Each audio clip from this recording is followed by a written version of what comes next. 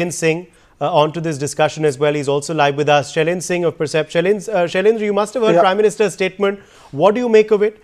He's of course, speaking because of the recent success of Coldplay and other concerts that we've seen in India. I think the world was blown away by those visuals from Ahmedabad. 134,000 attendees, and all of them went out having a great time there. There was no glitch at all.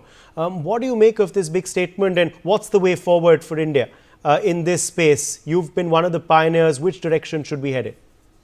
So I feel, there's a Hindi phrase, Der aaye, durust aaye. I've been doing live events for like nearly 25 years. And 2007, Sunburn was born into India, and it became the third largest music festival on the planet and the #1 in Asia. But we got no recognition. We got no support from any government, any state, nothing. We did not even get one window clearance. We had to take 176 permissions before every event. So, I mean, it's brilliant that our Prime Minister has woken up to the reality that there is something called music tourism, just like sports tourism. Countries like Australia and South Africa are built on sports tourism, and that's why they're capable of handling huge World Cups without any glitches at all, even when their countries are going through tough and troubled times. But we have our issues, as you notice, even our sports large events that we're not able to host yet. So I feel that the music tourism, forget about concert tourism, should be taken seriously. We are the land of music. We have all genres of music in this country. So to be able to nurture and grow music tourism, what's important? Please understand one thing. Cricket is a religion in this country, and we just hosted the World Cup. And guess what? We didn't even market the Cricket World Cup. Nobody flew in from any part of the world. All your stadiums are packed with only Indians. That is a shame. We couldn't even market Cricket World Cup, which was hosted in India. We also won the World Cup in India. But 99% people in the stadiums were Indians. So that's not a good way to go. So if you want to, you of course, like Andre said previously, you have to build infrastructure for sure. But the will to make these things happen. So when you wanted to make cricket a religion, you build cricket stadiums. You want, then ISL came, and then you build football stadiums.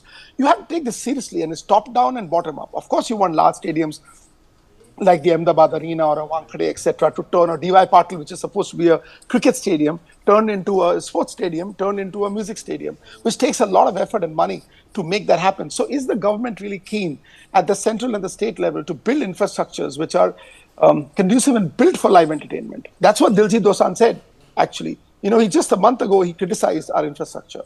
And just a month later, we are all praises, and our Prime Minister is coming to the party and saying, hey, we're going to make this happen, because he is now understood. He's a man with vision. He's realized that music tourism is a reality. We have the youngest population on the planet. Yes. So it's time to wake up. And you're saying something very interesting. Of course, it's about getting in, foreigners as well, to make it not just a destination for Indians, to come to these performances and these concerts, but perhaps to get people from abroad to come in. We saw, of course, luxury tourism grow in India. We've seen wildlife tourism also grow, thanks to, of course, our wildlife park. Now it's perhaps time to see concert tourism, live event tourism grow as well.